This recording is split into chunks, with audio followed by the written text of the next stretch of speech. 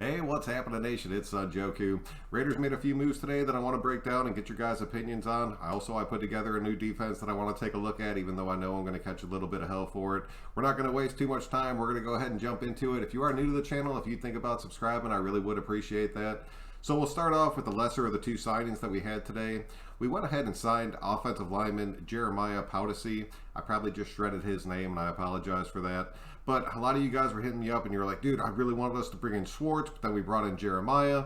That kind of is what it is at this point. A dude like Schwartz is still going to demand a high salary. If you look around the league, he could still be a starter in the league. We're really banking on the fact that Leatherwood's going to pan out. We know what we have as far as Colton Miller, and then the Raiders really seem to love Brandon Parker. I don't fully understand that. I'm not really sold on him at all. I understand he was learning the swing tackle position, and I had that dude's back for a long time, but it has just really not panned out. That project seems like it has kind of come to an end, at least in my opinion.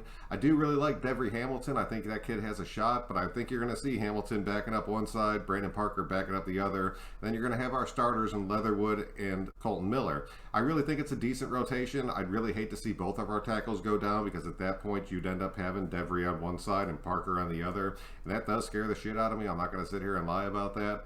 But I'm banking on this offensive line being able to put it all together this year and really coming together as a solid unit that we're able to see from week to week, instead of just seeing a scattered group of guys out there and just a mismatched group week in and week out and watching Carr pay the price for it. If you give Carr a solid offensive line, I guarantee you, if they're able to build that chemistry and they have that rapport, Carr is going to light it up, and our run game is going to look insane. So offensive line, I'm pulling for you guys. Let's bring this together and make this shit happen.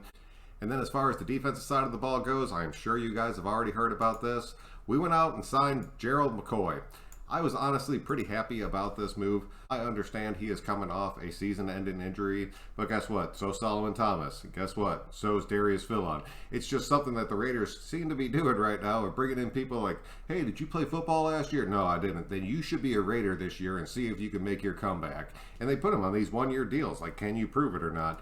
And if these guys can end up getting a second chance and doing it for us and making an impact on this team moving forward and solidifying this defensive line that we have not been able to get a pass rush off of, I will take that. I will take that all damn day. Sadly, I really thought we were going to bring in Geno Atkins. I think bringing in McCoy pretty much puts the nail in the coffin as far as that one's concerned. But I had a few of you guys hit me up and you were like, well, who do you think we're going to end up getting rid of?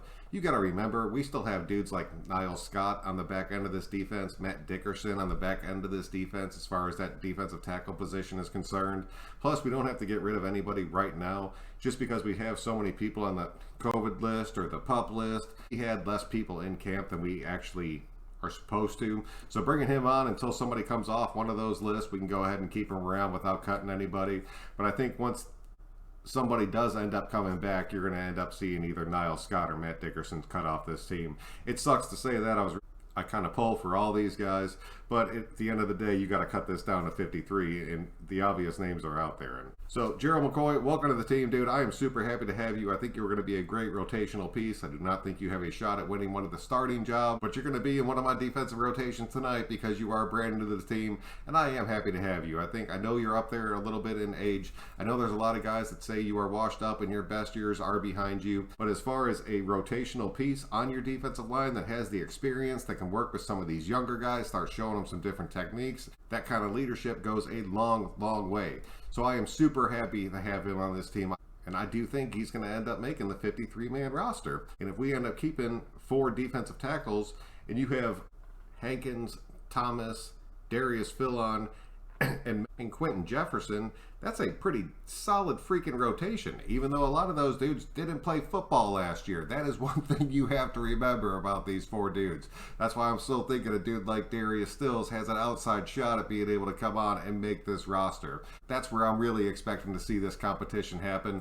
I'm pulling for all these dudes, man. I really want some interior pressure on this team next year. And the fact that Clelin Ferrell is going to be playing on the inside. Ferrell's on this team. He can play inside and out. That only leaves 3 defensive tackle spots open. These dudes are going to have to work their asses off to see who wins those spots. I'm really curious to see. This is one of the biggest position battles that I'm looking at as far as this defensive line is concerned through the entire training camp and through the preseason, just to see who ends up winning those 4 to 5 defensive tackle spots, because you know Farrell is going to end up having one for sure, and then you just have to see how everything else falls into place. So let me know your guys' thoughts, man. It's just as far as the defensive tackle is concerned, if we only could keep 4, I'm telling you right now, it would be the 4 that I named off, and McCoy's going to end up being one of those guys.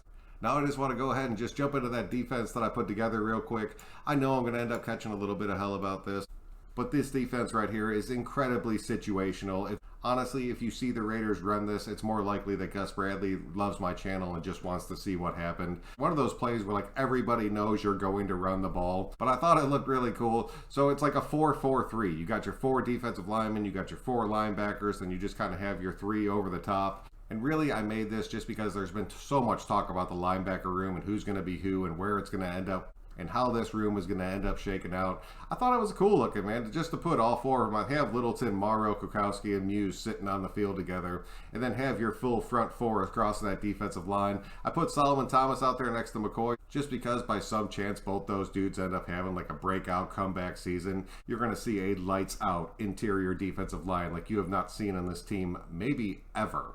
But I don't know if that shit's going to pan out. But it is real exciting to think about, and hopefully it does pan out.